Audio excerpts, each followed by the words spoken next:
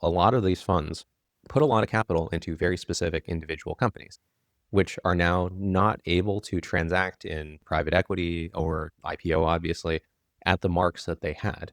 That is normally a problem, right? Eventually, the market will force a reckoning, except there's a bunch of dry powder.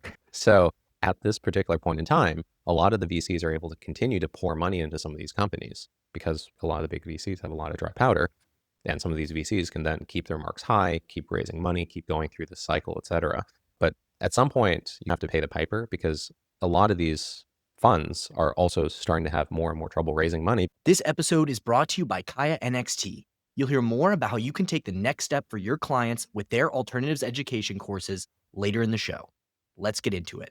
Before we get started, I want to do a quick disclaimer that nothing we say here is investment advice. As well, nothing we say is marketing or advertising for Creative Ventures or any of their funds. Everything is meant to be informative about the fund management industry. Hello, everyone. Welcome to another edition of Other People's Money. I am joined today by James Wang, general partner at Creative Ventures, a deep tech venture capital firm founded in 2016. He is also the author of What You Need to Know About AI, a book that just came out in 2025. James, thank you so much for joining me today. Yeah, thanks for having me, Max. Excited to jump into the conversation. Me too, because you are the first true VC I've had on the show. It's very different than the world of hedge funds and the other public equity fund managers we normally have on. And it is something that, I do think that we need to dive into a little bit more on other people's money, because these worlds are colliding. And that's really where I want to start out, is the way that public equity and private equity have increasingly been colliding. If you're following it from the public equity side, you've probably seen the growth tech investors like Tiger Global, who are starting to have private sleeves, combination vehicles, stuff like that. And then if you're following it from the venture side, you're seeing a lot of the big venture firms step into growth public equity. So from your perspective, as somebody who is still very much a seed stage investor, not really in that space, what are you seeing from your competitors and your peers in terms of this collision of public and private equity? Yeah, it's really interesting. And I've been actually talking about it for a couple of years where there's a question of what is VC when you basically are investing at the same stage and in similar companies as, say, private equity, right? So even putting aside the public equity side for now, if you just look at private equity, right? Back in the day, you had folks like Thoma Bravo and Insight, like, hey, there's this new, exciting, different type of PE. We invest in software, this esoteric niche area that no one really invests in. And then on the other side, obviously, you had the VCs that grew bigger and bigger and then moved into more and more areas. And eventually you had just both sides colliding together, where on the PE side, it's like, actually, a lot of the economy is software now, and where a lot of traditional VC areas are. And on the VC side, you basically have funds of the size that they're basically PE funds. And in the case of, say, like Sequoia and whatnot, they're crossover funds, actually, where they're not only PE funds, they're also funds that hold public equity. There's also a weird, interesting area where it's like a lot of these companies are staying private. Certain public companies are going private. And for certain companies that are large enough within the private markets, they almost act as semi-public companies. You're not going to have much trouble like sourcing or selling blocks of like SpaceX, for example. So there's a question of like, what does the market even look like from that perspective? And is there a reason to even go public for a lot of these companies? So a lot of those worlds definitely are blending and colliding. So there's the stage of the company, and then there's the somewhat semantic differentiation. Is the company actually public or private? Where do you think that collision is probably more pronounced? Yeah, I'd say that venture has followed a very similar arc as actually pretty much every asset management industry.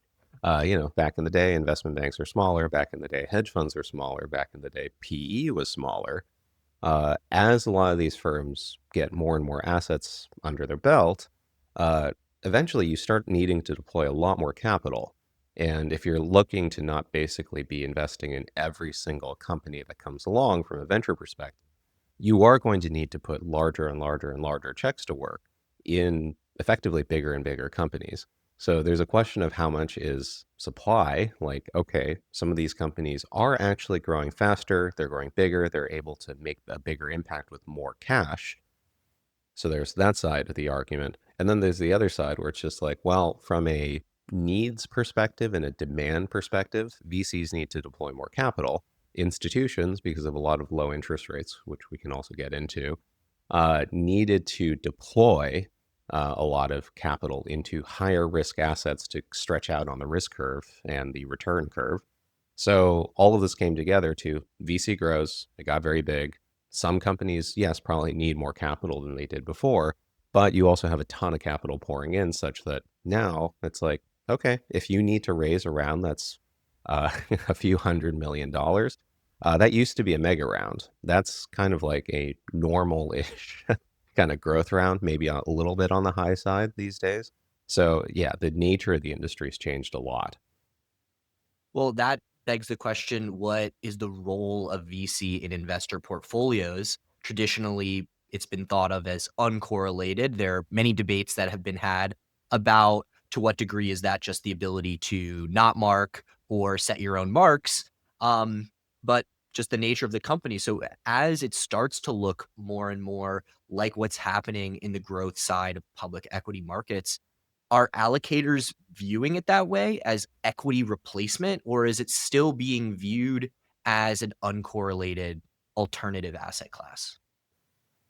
Yeah, so I mean, this gets a little anecdotal because you obviously you're talking like I'm talking to institutions and asking them, "Hey, what are you looking for within these portfolios?" There is actually a good movement from some of these institutions where they're like, "We actually want earlier stage venture. We want more emerging managers.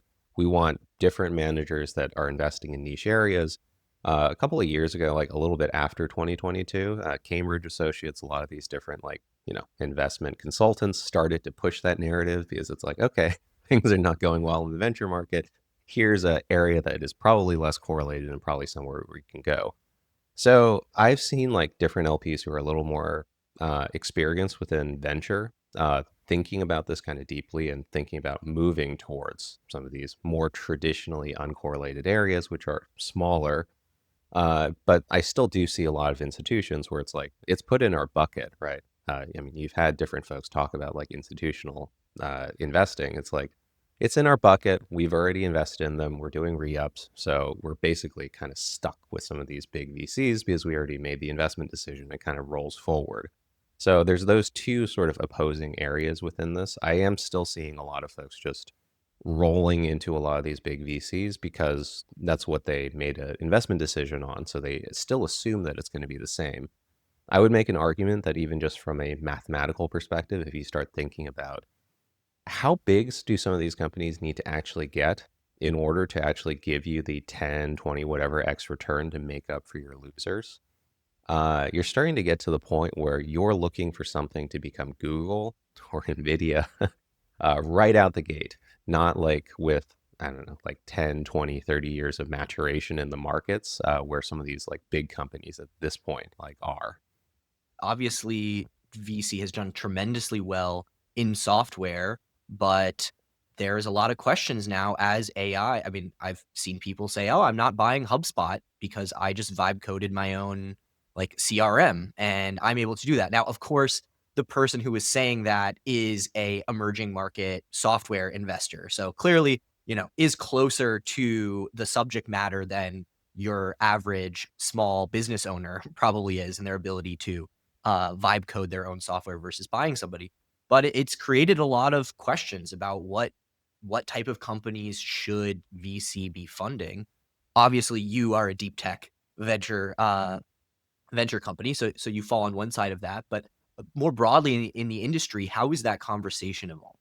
I'd say that the conversation hasn't really been had too much. Right now, the way that people can kind of roll into the current generation of things is like it's AI, which means it's all new, which means it's some sort of deep technical thing that's very different from software investing.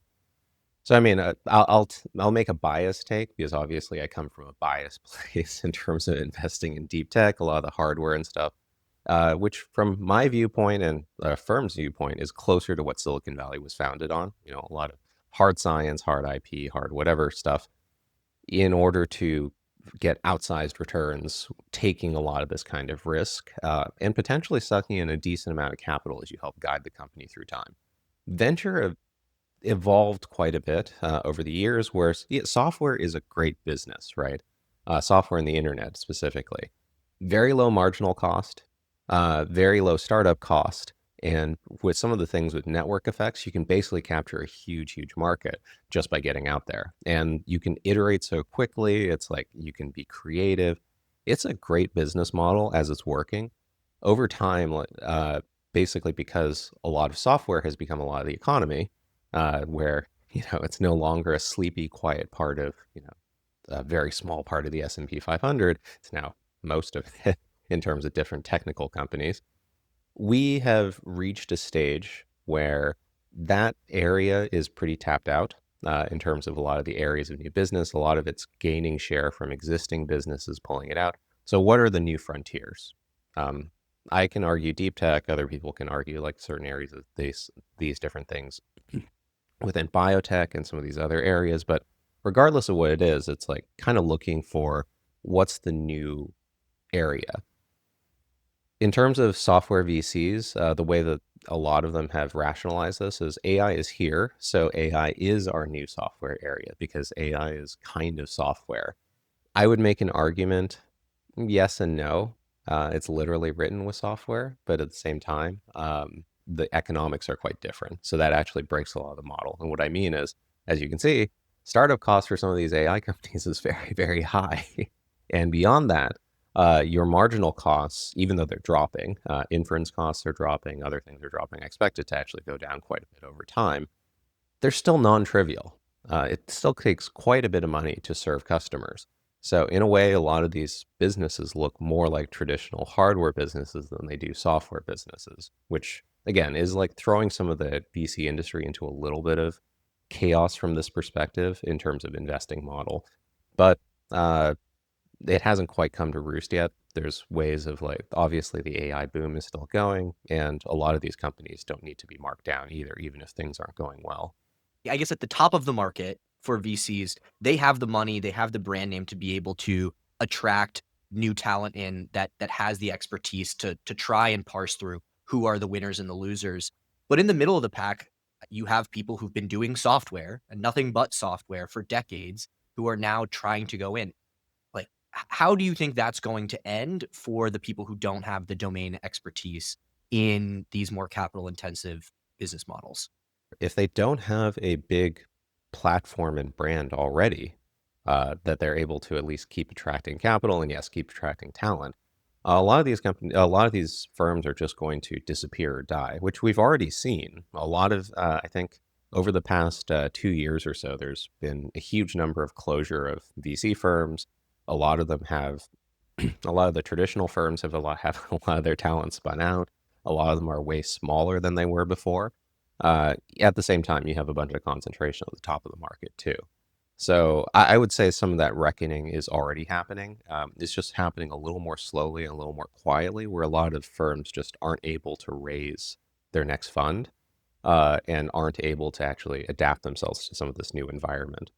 So what is small versus big in VC? Like in the hedge fund world, we think about emerging managers, and it's funny, like that can mean so many different things. That can mean a guy who raised $10 million of friends and family money. That can also mean somebody who just spun out from a huge brand name with a $500 million check. And they're both considered emerging managers just because they have launched, in the last 5 years. What Totally. does that stratification look like in the venture capital world? Yeah, it's a lot messier just because there's some economies of sure, other than the $10 million person spinning out of friends and family and probably still trading on like Schwab or Fidelity or something. Other than that, most like real hedge funds still have a certain minimum size that they need to get to in order to get prime brokers to work with them, in order to get the services they need, in order to have even some of the infrastructure, get Bloomberg terminals, other things to reasonably be able to operate. For VC, you don't necessarily need a lot of those things to just operate, which means micro VC can be quite small.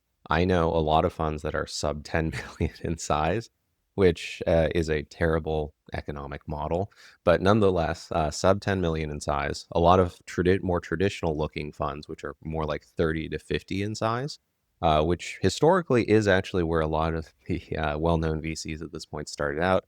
And a more typical, like scaled size now is around 150, 200 million ish for some of the ones that aren't like multi-billion dollar funds. And then obviously after that, you have the platforms, which, Sequoia, Andreessen, like multi-billion dollar platforms at that point. In the hedge fund world, allocator will look at you and say, "Oh, you're only 50 million. We don't even write checks smaller than 50 million. Talk to us when you've hit 250 because we don't want to be Right. more than 20% of your fund." How do they think about, these larger allocators that have the same amount of money to put to work and in many cases are allocating more money to venture and private equity than they are to hedge funds? How do they write checks to a micro VC or to people in that more traditional size? The answer is a lot of them don't, right? Like it's just like you're saying. I actually had gone out to market after I had left Bridgewater, come to the Bay Area, did a bunch of stuff, talked with different like institutions and folks that, I had casually or socially eventually knew in big institutions. And they're like, hey, good news. We have figured out ways of like bringing down our check size. It is now only like, 30 to 50 million in size and stuff. What's the fund that you're trying to raise? And, I was like, well, you know, um, it's like 15 maybe. It's like, and obviously that's the, come back when you get bigger and stuff. But for certain allocators, their strategy is exactly the same as they have for hedge funds or private equity. I've talked to, I guess they wouldn't mind because they say this publicly. Like Texas teachers, for example, like one of their big questions is like, so how do you get to a multi-billion dollar or billion plus fund? Because our goal for investing and doing all these emerging manager programs, which they're well known and do really well, is we seed some of these, we help invest early in some of these different managers, and then we basically are able to take stakes, BLPs and stuff, but be able to keep having access to now scaled managers that are top tier later on once they actually get further down their life cycle. So some institutions do explicitly take the view that, yes, I am looking for you to become a multi-billion dollar manager so that we can finally deploy our full check sizes. Again, whether or not that's good for the industry, that's a separate question. The asset management game is changing. Increasingly, alternatives are eating into both stocks and bonds, becoming staples for all types of portfolios. With over 25 trillion already in alternative investments and 20 trillion more projected in the next few years, clients expect more than surface level knowledge when it comes to alts. That's where Kaya NXT comes in. It's a self paced learning platform designed for financial professionals who need to understand and speak credibly about hedge funds, private equity, private debt, digital assets, real estate, and more. You'll learn directly from the leading allocators and alt managers shaping today's capital flows. So, what you learn today, you'll use in your next client conversation. Whether you're an independent advisor or trying to get ahead of your peers in a larger organization, Kaya NXT gives you the edge to stay relevant. Visit the link in the description to get 10% off and start mastering alts for your clients. Be future ready with Kaya. Well, that's kind of like a corporate strategic venture, which is an interesting subset of LPs in the venture world. I know it's one that you have familiarity with. And in our prior conversation, you mentioned that they have actually been one of the more active groups in this environment that really up until this AI euphoria started was a very tough environment for VCs. So, can you talk to me a little bit about corporate venture arms, how they differ from your more traditional LPs and why they can be a bit more active during times when people are pulling back? There's a couple of aspects there. And to make sure to just completely clarify, it's specifically within deep tech areas like industrial technologies, manufacturing technologies, a lot of these kinds of areas that are not traditionally particularly popular within VC. Most VCs don't even like hardware, period, which means anything that even touches that area becomes a big issue for them. So CVCs are helpful because they're usually attached to some kind of uh, running business, with business units, with balance sheets and whatnot. So they're sometimes structured differently. Some of them are on balance sheet, some of them are off balance sheet. But regardless, the source of funding is not potentially a fickle capital market that's, VC is popular, VC isn't popular, private markets are popular, they're not. They are more trying to invest to have some sort of strategic long-term goal or horizon or whatnot with some of these investments. So they might not necessarily be terribly concerned about what the return is on this particular thing if we can actually see what's next in terms of technologies, say industrial technologies like power electrification stuff or computing stuff, some of these areas that are very interesting to us and very important to our business. If we can invest with someone who can help us see what's coming next and potentially have portfolio companies that can integrate or be interesting customers or acquisition targets or whatever for our business units, that in and of itself is valuable enough. So it's a very different like investment objective for some of these CVCs.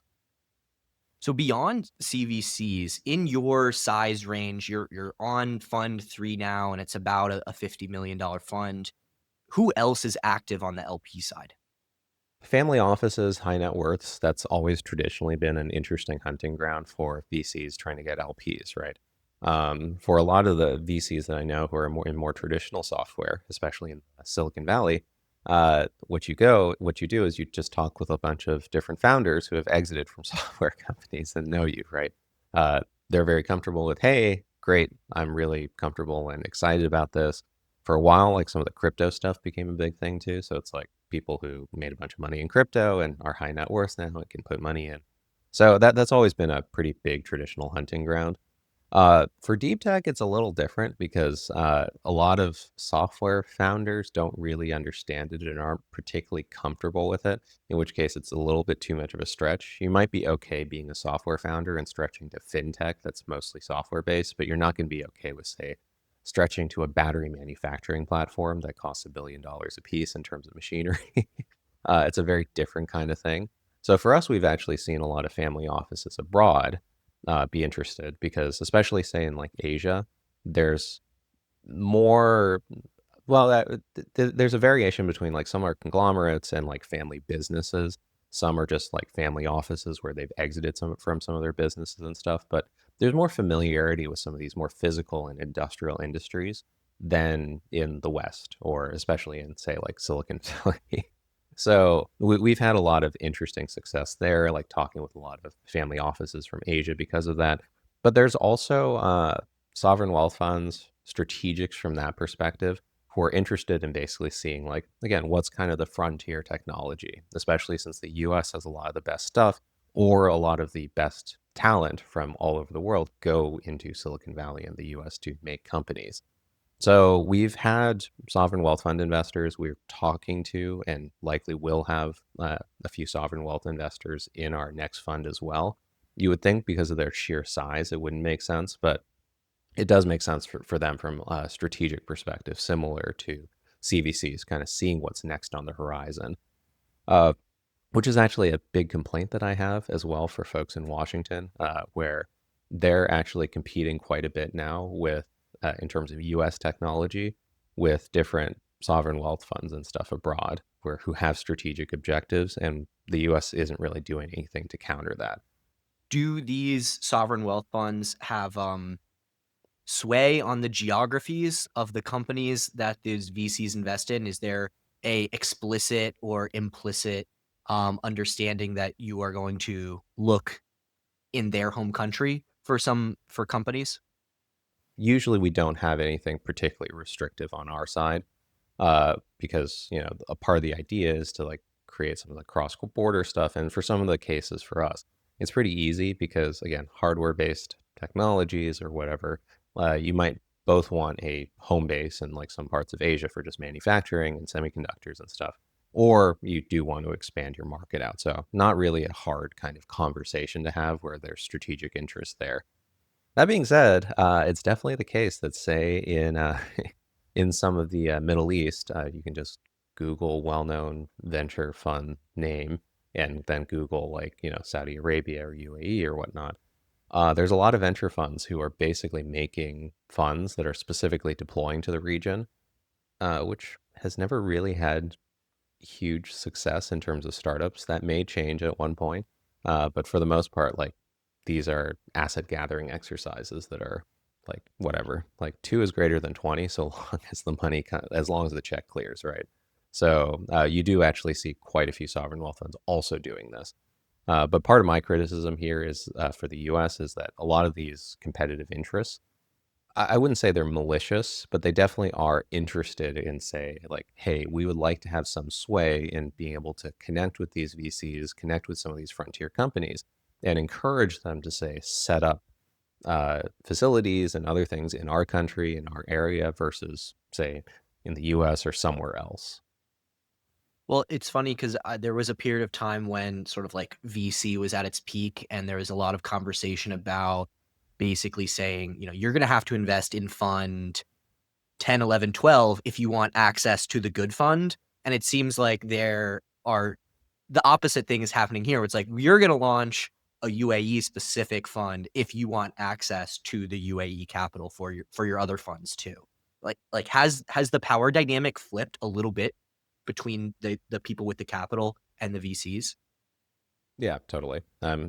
Even for the biggest VCs, they're still getting a lot of capital. If you look at percentage of total capital in the industry from some of the latest data from either Carta or SVB or whatnot, yeah, it's getting more concentrated in the big funds. That being said, the big funds themselves are also struggling because the entire capital pipeline is kind of broken, which means you kind of look for whatever capital you can where anywhere it exists.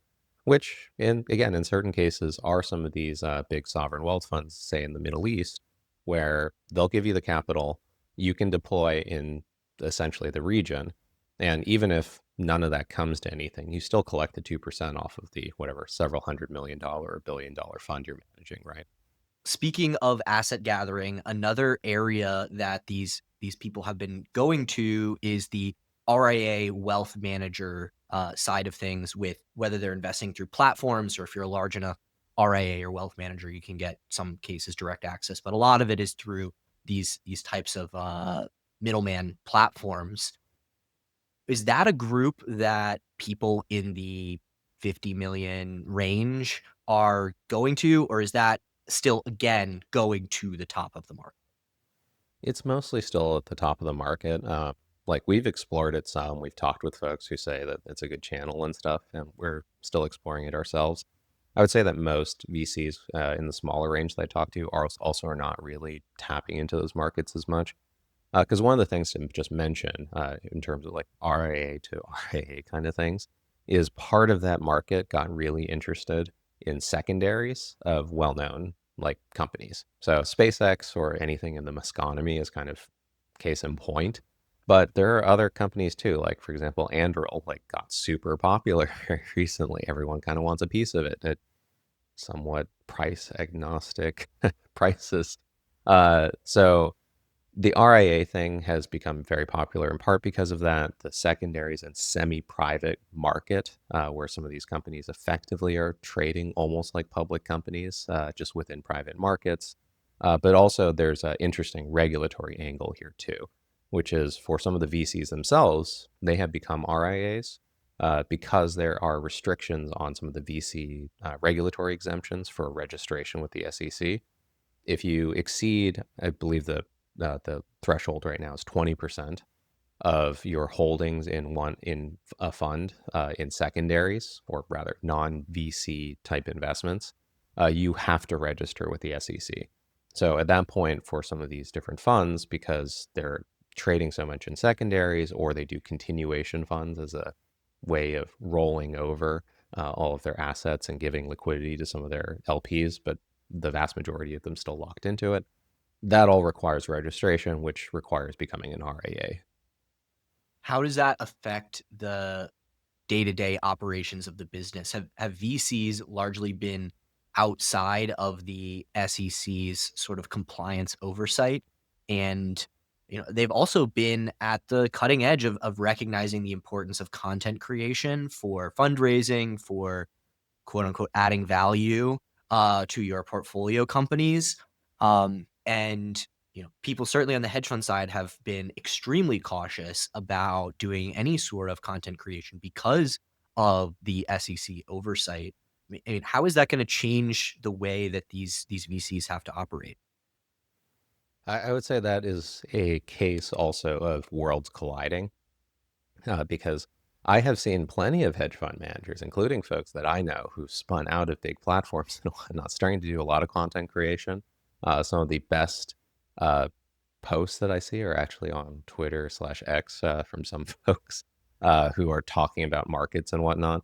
But it's definitely been the case, yes, that VCs have operated outside of the SEC's direct oversight. The VC exemptions for VC companies and firms have meant that you need a lot less overhead to deal with a lot of these regulatory stuff, and like which also allows for like smaller funds as well to be viable, which has been important, obviously, just given the smaller scale. Uh, but yeah, I just say that it has very much been a thing where VCs, if you get down to it, let's be honest, right? Especially if you're not investing in an area that's particularly differentiated, it's not really that different from one VC to another. So in order to actually differentiate yourself, you're suddenly going to have to like be able to have some sort of personal fame or personal brand or other things to do that.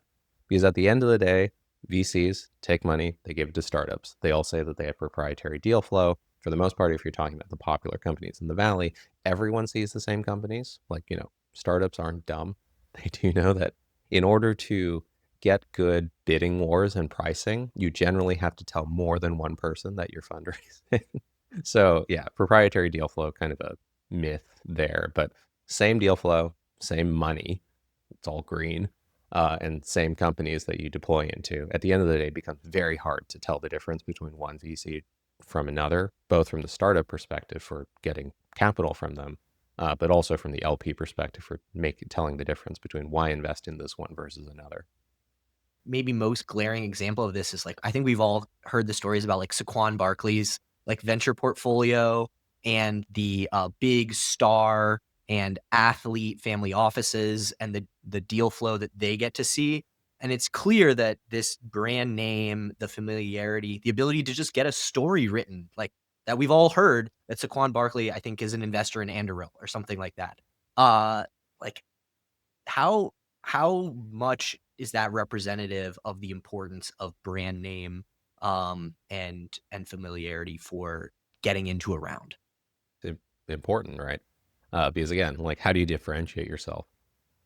It's like, okay, proprietary deal flow again. It's like most deal flow is not truly proprietary. Everyone kind of sees a similar kind of thing, at least eventually. Um, is it adding value? It's like, what does adding value actually mean? For our case, I can get into it, but because we have PhDs, postdocs, et cetera, we handhold them a lot more for the early stages. Like that makes a lot more sense. It has a little bit more logical connection there. For a serial founder in a hot round, what value, as you as a random VC coming in, are you going to add? Potentially not that much. So between all those things, it's like, well, I can say that I have Serena Williams's VC fund invested, or I have the Chainsmokers invested, or other things. That becomes a useful differentiator where, if nothing else, it's a talking point that the founder can have. So that makes it pretty obvious. Yeah, like some of this branding stuff does matter, especially if your strategy is really to squeeze into some of these hot rounds. Does it undercut the argument that other VCs are making about the value they add if this is the value add that companies are increasingly choosing? If they see that having that name on the cap table is more valuable than your technical expertise, like how much does that undercut the story that most VCs are selling? Everyone kind of laughs when most VCs say that they add value because they don't, right? It's just like at the end of the day, like many of the VCs who like to cry about adding value the most, especially on the smaller side, who do not have, say, a personal reputation and brand, uh, starting out. And what I mean by that isn't like huge social media presence. What I mean by that is like other founders have been able to say this person has added a huge amount of value from the perspective of giving me great advice at the right time. He or she has been there, done that, etc., gone through the process. If that's not present, then at the end of the day, it's like that person is kind of interchangeable with any other. And to some degree, because it's very hard to execute against a startup and stuff, it's better if you just don't bother me versus like coming in and especially at the like most stressful times, like trying to pick up the phone and like ask questions or yell at me or something like that. So in YC, in a lot of these like well-known accelerator communities, it's basically a punchline joke that VCs add value. So it's so that it is a much bigger marker of value for some of these companies, especially within some of the mainstream hot areas, that a VC is able to communicate clearly and close quickly in terms of like writing the check quickly than it is that they add some sort of nebulous value down the line. I wanna flip it a little bit because right now we're talking about how does a founder decide which VC to let into the round.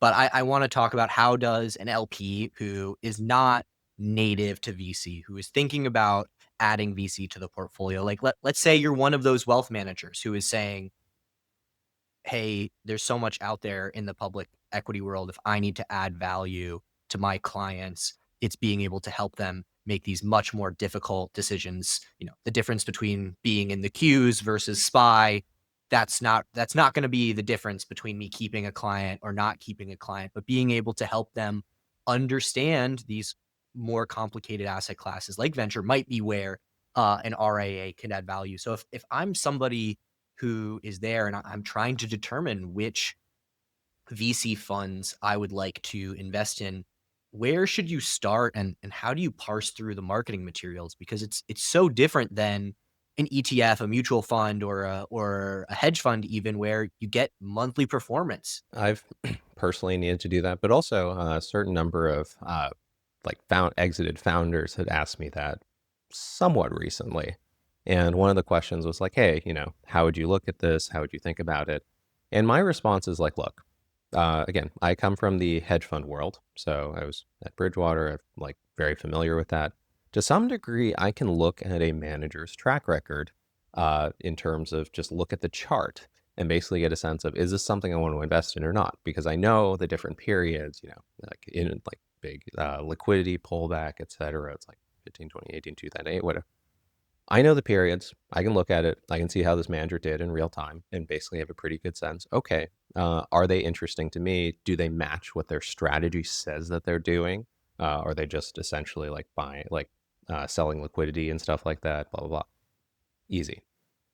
For venture, you can look at two different managers and basically go like, hey, this one's multiple, so TVPI, MOIC, whatever, is this, like whatever it is, 5, 7, who cares? And this one is like 1, and this one is better than this one, right? It's like, well, not necessarily. Like things, like ultimately things don't really count unless they're exited. And because of the way that venture works, which is also, by the way, what makes it a terrible economic model for the manager, is that the exit is way down the line. So in terms of if you're a small VC, your big payday really is like 10 plus years away if you've just started a fund. And in terms of evaluating a fund, especially one that's less old than like 10 or probably more like 15 years, you really are going off of trust and going off of, do I think that this manager is doing what they're saying they're doing? And do I think that it's something that I like? Because the way that I describe it is it's almost like that meme of the like Jedi, the dumb person and like the normal person. It's like the two sides of the bell curve are basically like both sides say, yeah, I'm not that interested in what your multiple is, and it's usually just kind of the moderate, like have some knowledge, just enough to be dangerous, but who ask a lot about performance numbers. Because so many funds, and you can talk to, I think Sapphire, who is a fund of funds, has like some published data and stuff on this. I think others have published research on this, and I've personally seen it. Oftentimes, you don't know which fund is the good one or not until year 7, 8, 9.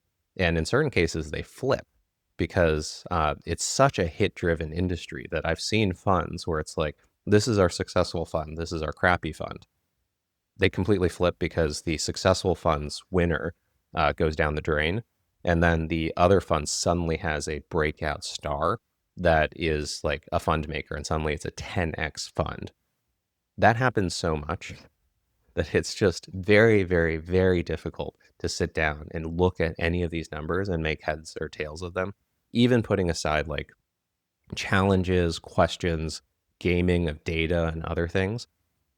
Even putting all that aside, which it does exist, by the way, even putting all that aside is just very, very, very difficult to just from a numbers perspective know if a VC fund is good or not. Even when you do have they have a closed fund, it's gone through its full life cycle, and you can say, hey, they've had 3 funds that have gone through their full life cycle before, and this was the DPI. Like, is that predictive of future DPI?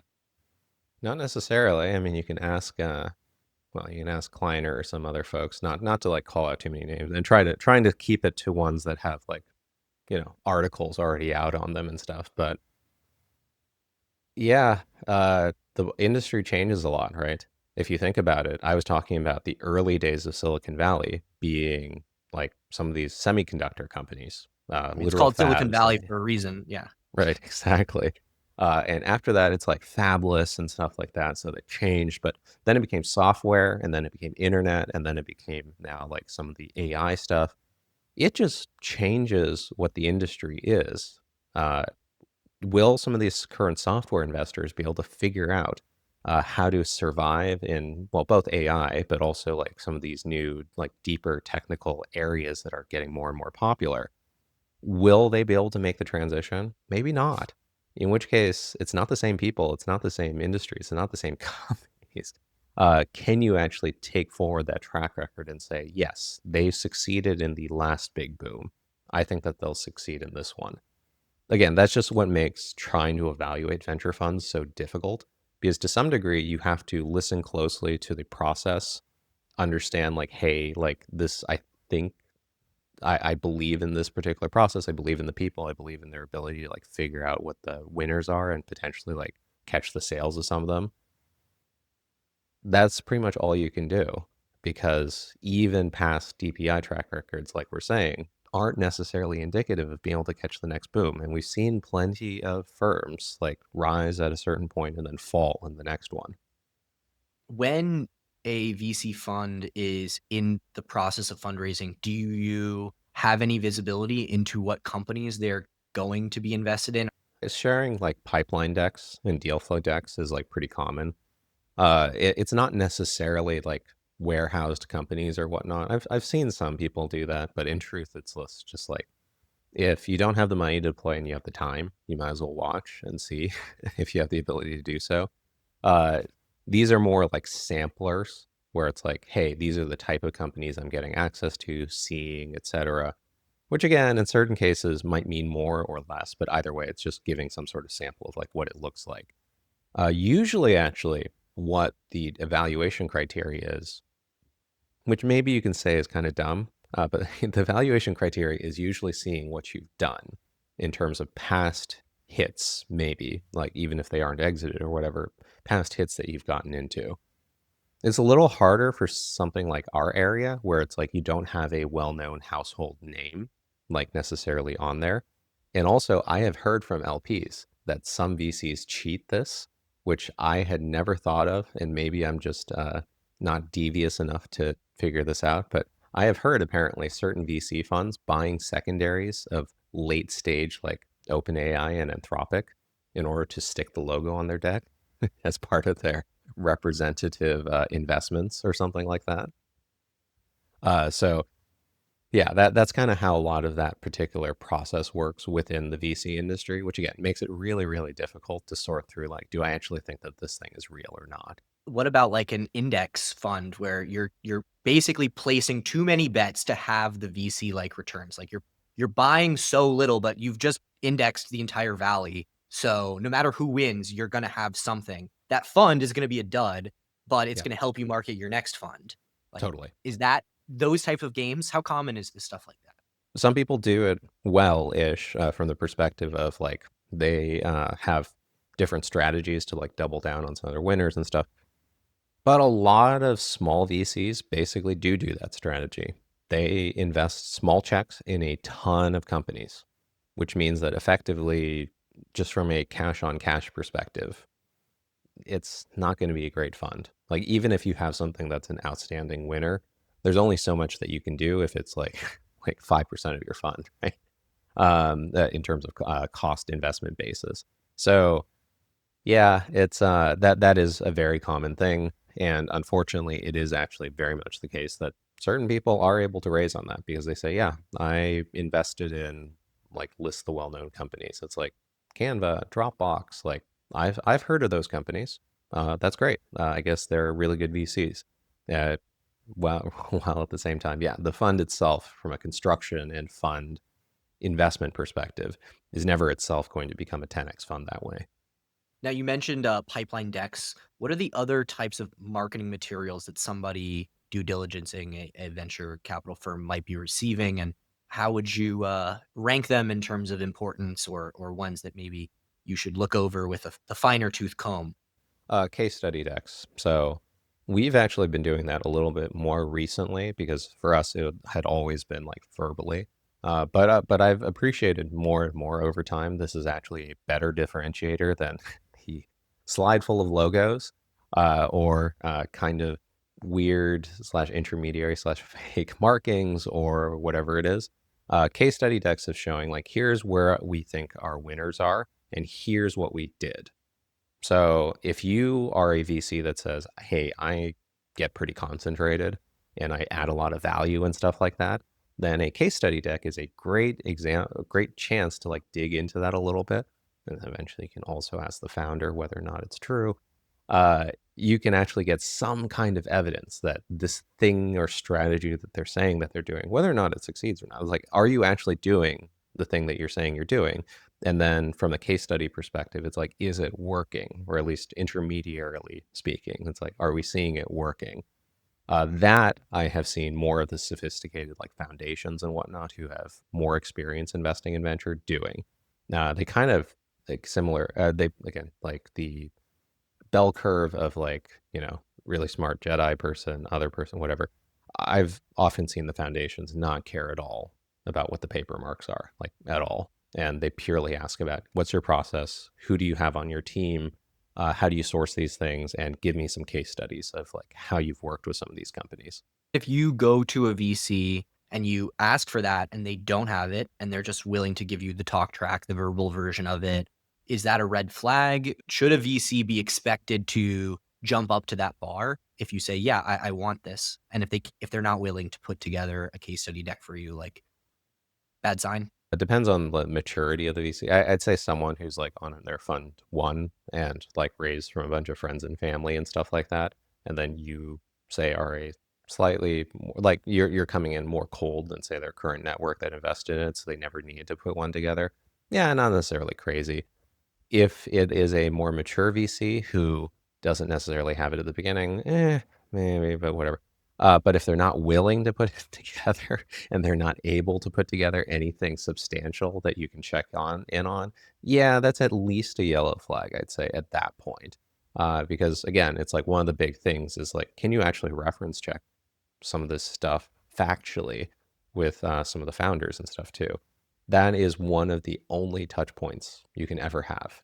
Like, uh, you say that you're going to do this. Did you do it? I can check with your LPs and I can check with your invested companies whether or not you actually did it. What are the other stages of kicking the tires that you think people should be doing? Is it talking to founders themselves? And as we said, these new people coming into the industry maybe don't have the experience or the name to call up a founder and get 30 minutes of their time. Um, what if you don't have that ability? What should you be doing?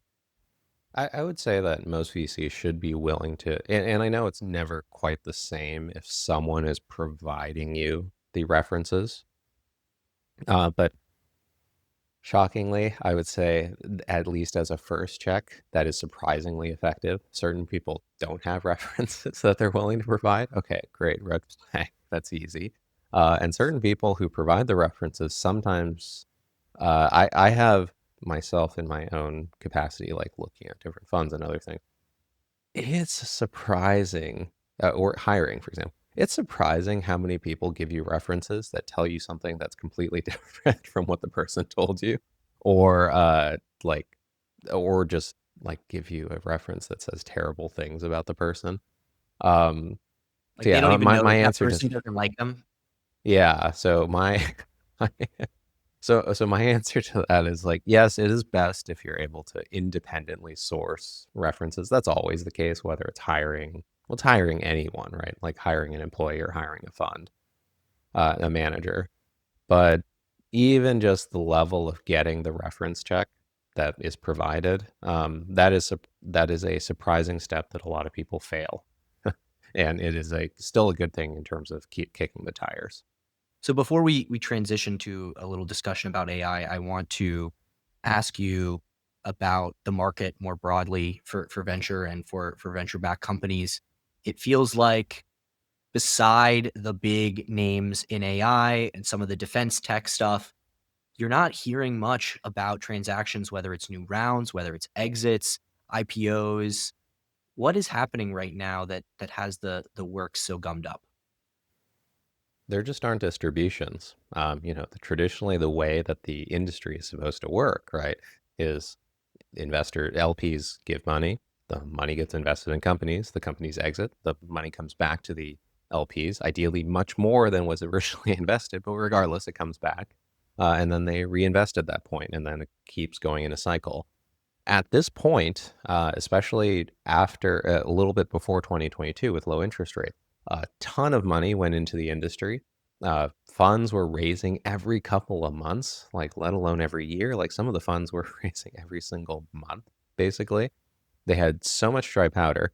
And then after 2022, none of the companies exited. Like none is like saying it a little extremely obviously, but very few companies relative to history, to like transaction sizes, et cetera, started to exit at that point.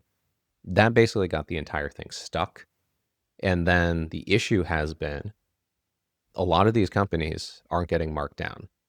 So one of the things I've been distinctly seeing is that, well, a lot of these funds, because they had to deploy so much capital, put a lot of capital into very specific individual companies, which are now not able to transact in, like, say, private equity or IPO, obviously, at the marks that they had.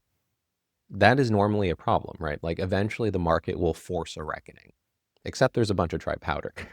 So at this particular point in time, a lot of the VCs are able to continue to pour money into some of these companies because, like, a lot of the big VCs have a lot of dry powder, and those companies don't need to face their reckoning. And some of these VCs can then keep their marks high, keep raising money, keep going through the cycle, et cetera.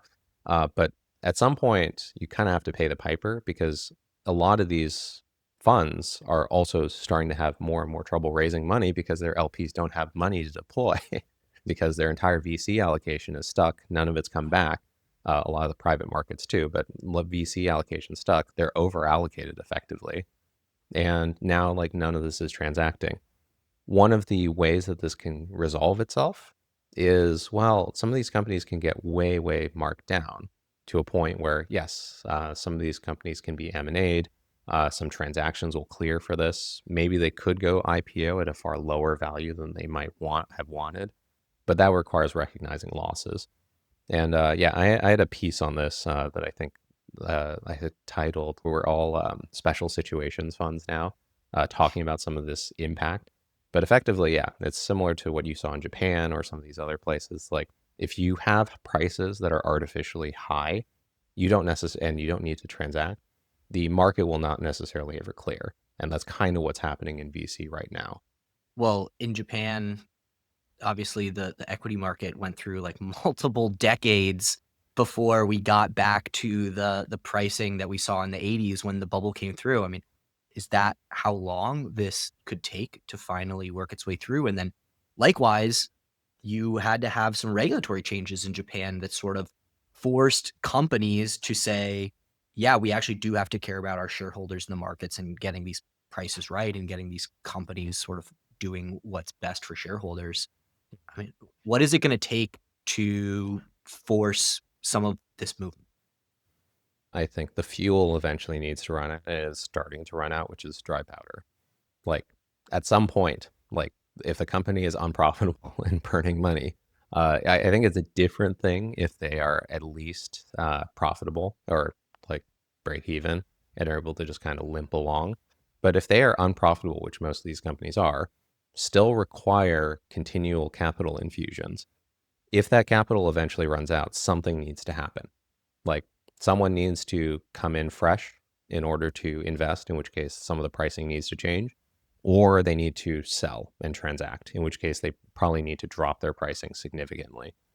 So I think ultimately that needs to be the thing that happens. It's just so much capital got accumulated within private markets as a whole. Like put aside even just venture, just private markets as a whole because of low interest rates and ZERP in the like early, especially like after 2020 and stuff. It's just like, yeah, there was a ton of capital. It's still burning and making its way through the system.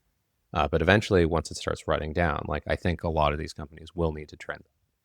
There's a question of how ugly that will be too, because yeah, a lot of these companies have been kind of zombies staying around for a while. But hopefully, that reckoning will start to return the capital back and ungum the works. But yeah, it'll probably be a little bit of a bloodbath in some parts of the VC and private industry. Do you think that the private credit guys are going to like? Is that going to be one of the stages of this? Is saying, okay, well, nobody can get equity financing. They're still willing to kick the can down the road. Let's just go extract every last dime of revenue these people have before they have to shut their doors. And are founders going to be willing to do that? Maybe, but some of those private credit folks, I think, are different than the private credit folks I've seen out on the market. Because if you look at how tight some of these spreads are in private credit, how covenant light some of these investments are, and everything else. Because private credit is investing, by the way. Like they're looking at Yeah. certain of these companies and going, yeah, their revenue stream at least is like really strong and really significant. So we'll sign against some of these, sign against some of this like revenue coming in, blah blah blah. It's been interesting because again, like similar to private equity, like especially after interest rates started going up, like you saw a lot of redeployment into private credit. A lot of them had to like spend the money and invest it and deploy it somewhere.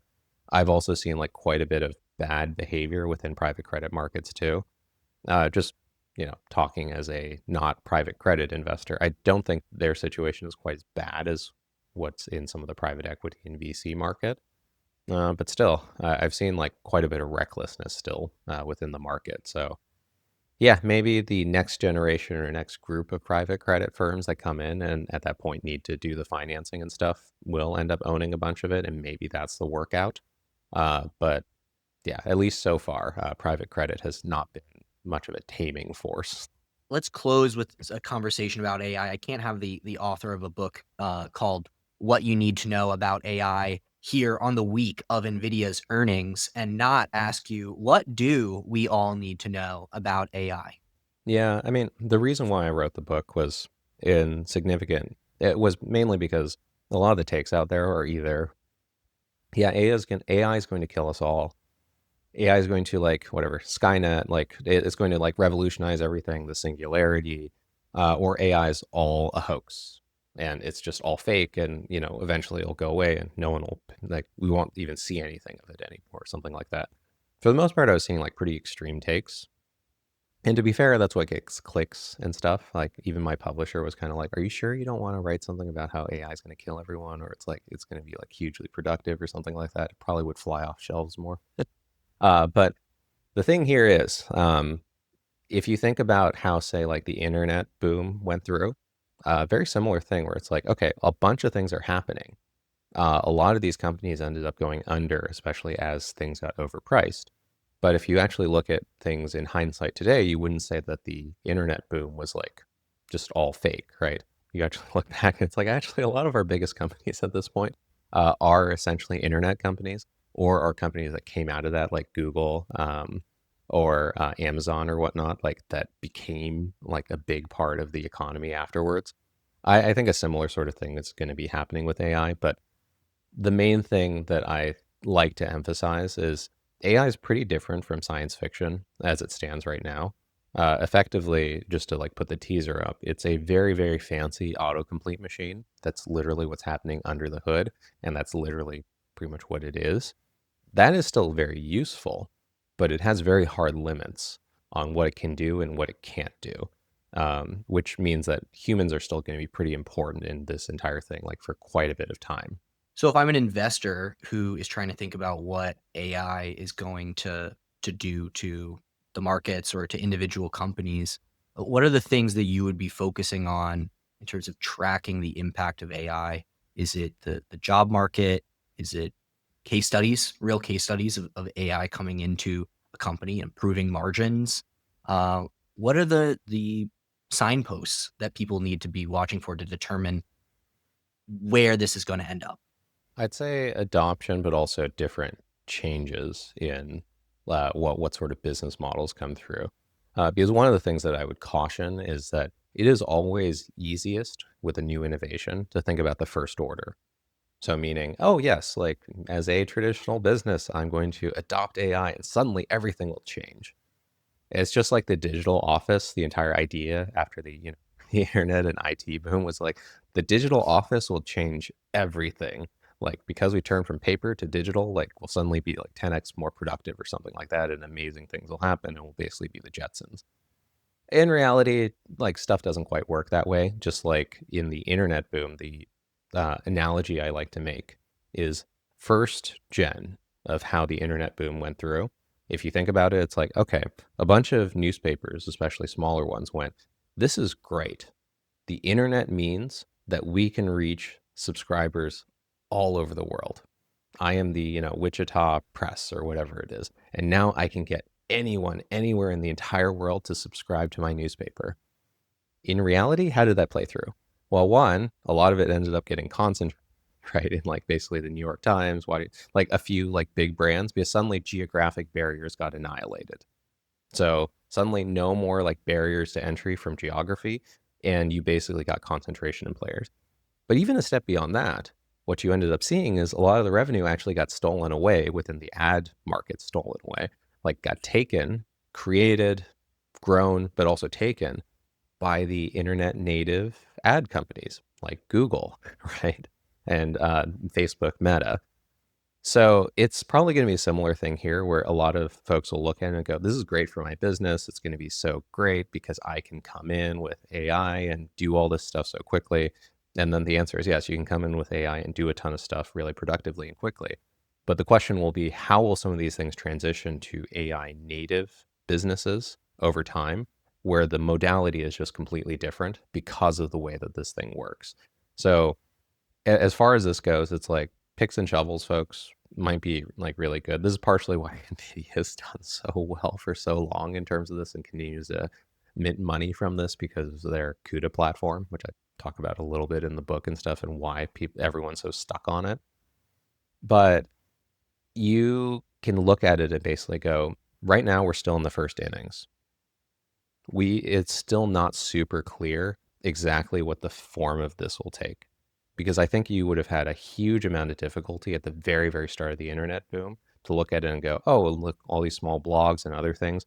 What I really think will happen is that Google will take over the entire market as a search engine, and then Facebook and Meta and stuff will basically have their own walled garden with social media, and that will be like the state of the internet ultimately in terms of these super concentrated huge players, and everyone's on their phones and just using it from there. Very difficult to see because different enabling technologies in the meantime, but also behavior. So that's kind of my like big message, at least for investors thinking about it. Just be careful about being tricked by some of the first order consequences, even if they look particularly significant for certain businesses. What about the political side of it? I mean, we're already starting to see it impact things. One of the statements that the CFO of OpenAI made about potentially needing or wanting government backstops seemed to have timed up very nicely with a wind change recently in how people are perceiving AI.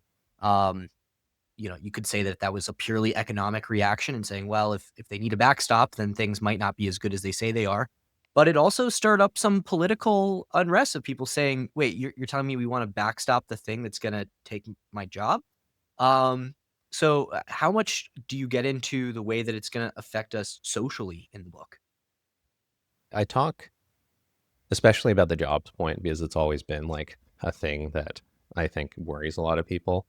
And the way that I describe it is like, yeah, like the internet, it's taking away certain barriers. I talked to one of the most interesting areas to talk about are the ones that have like the biggest earliest impacts, which is translators. Because if you think about it, it's like, yeah, LLMs, language translation, like they're actually really good at that right now. Forget about like some of these other things that LLMs and AI might be good at eventually. They're really good at translation now. What is happening in that particular market? You are actually seeing a lot of job losses within like the areas like Fiverr or some of the like more basic translation services. At the same time, I interviewed a higher end translator who specializes in like legal documents or poetry and some of these other things.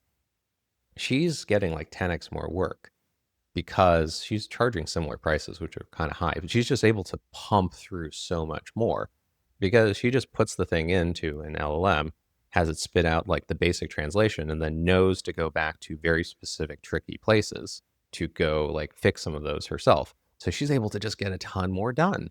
She doesn't really want to say that on the record because she knows a lot of other people within the industry are really struggling because of it. But it's a similar kind of thing where you're going to see concentration of certain jobs because you're going to have a lot of these barriers, specifically just human time, like needing to type, needing to do like a lot of these like grunt work kind of things taken away. At the same time, you still need that human layer, human expert layer to overlay on top of it. So there's going to be a lot of questions around like how exactly some of those will play out. I think drivers, especially, are going to be an interesting area where that's actually a mostly like in most of that industry is effectively like more easily automatable in the sense that there's not much human judgment overlay. It's just like an overlay of like, okay, I need to get from point A to point B. So a lot of those industries will probably get disrupted. In terms of backstops and other things, I don't know. It's like in terms of adding value for like talking about that conversation. I think in every single hype cycle, you're going to get this kind of thing. I do think, say, like folks like OpenAI do have true value, but there's a question where once you actually take away all these different things, do they actually have much of a moat? And this I do actually talk about in the book.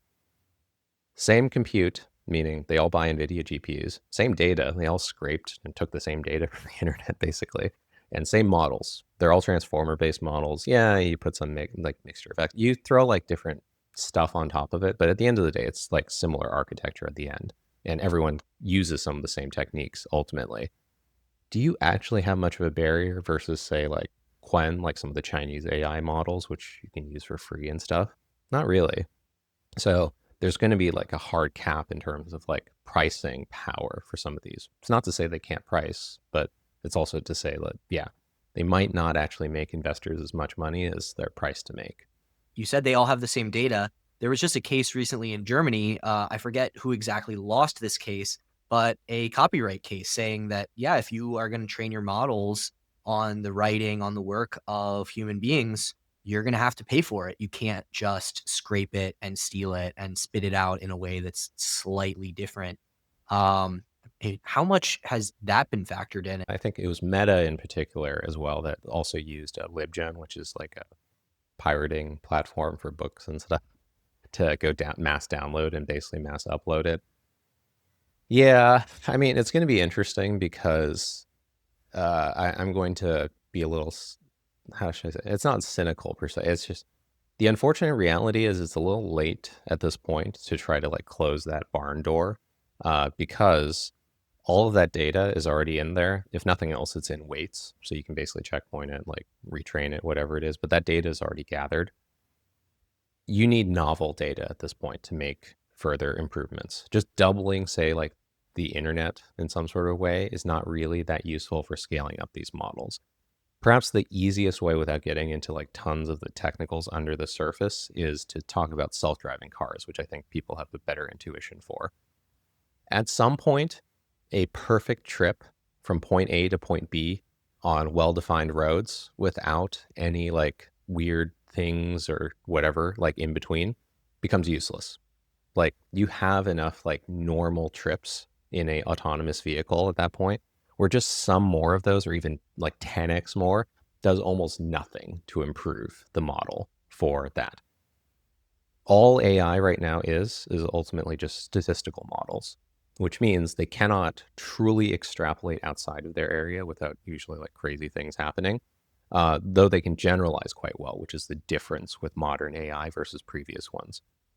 What you need in terms of autonomous vehicles is you need a trip from point A to point B where some clown out of a children's birthday party with a bunch of balloons or whatnot and multicolored, like whatever it is, wanders into the road backwards because he like fell over from the curb or something like that in front of the vehicle. That's the kind of data that you need at that point, because what you need is like stuff way outside of the data set.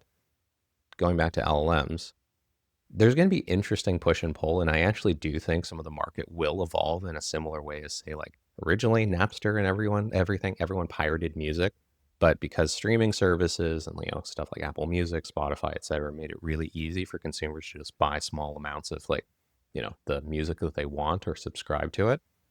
That made the market more efficient in that, and people preferred to do that.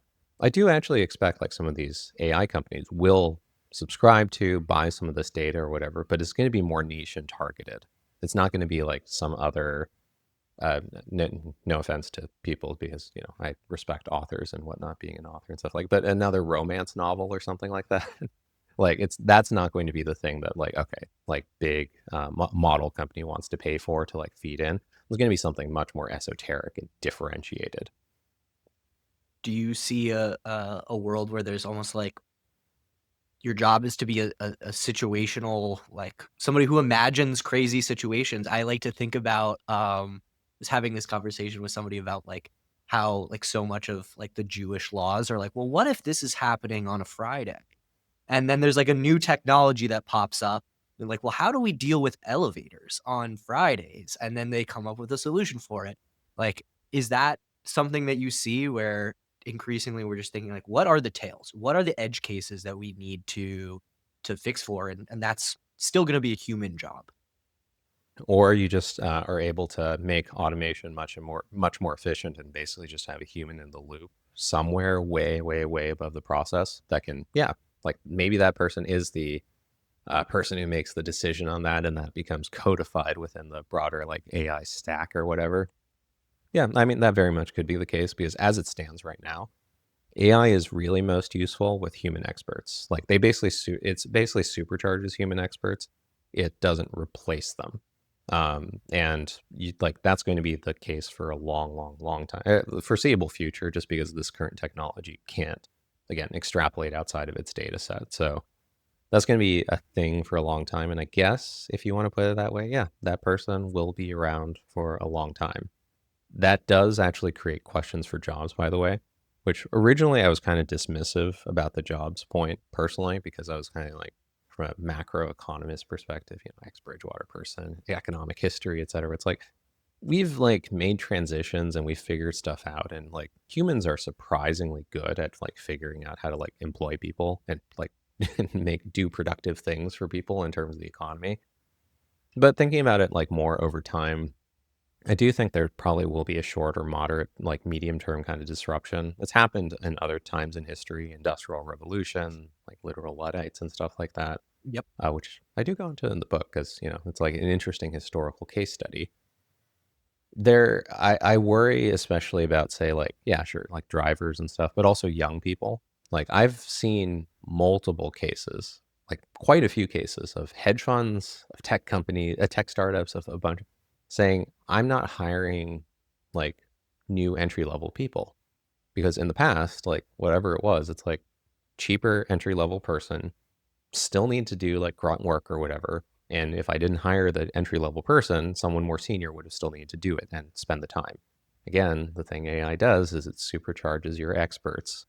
I have seen multiple cases of, again, hedge funds, tech companies, et cetera. Like they just don't hire junior people because their senior person can now do the work of like 10 people because they have like all of their coding agents or whatever, like all there, or the LLM writes the report for them. And then they just basically check through it and go, oh, you forgot a bunch of these things, like go spin it again and things like that. It's like a, like, undergraduate entry level person doing the work for you. It just comes back in like 10 or 30 seconds, not like a week. So I do actually kind of wonder and worry about that particular effect, especially within entry level positions. It's going to probably take some time for us to figure out how exactly like new entry level positions will work, because they're probably not going to be doing the same things they used to. Well, and eventually you run out of the experienced people That's too, right. right? If there hasn't been a new entry level person in 20 years, eventually those mid-level people or advanced people are going to retire, and then what? And maybe that has impacts on entrepreneurship, and young people are just going to have to go out there and take more risks, start their own businesses and say, I'm going to have to teach myself how to do this. But these are big questions that we could dive into for hours and hours and hours. I won't keep you any longer, James. So thank you so much for coming on the show, talking a little bit about venture as well as AI.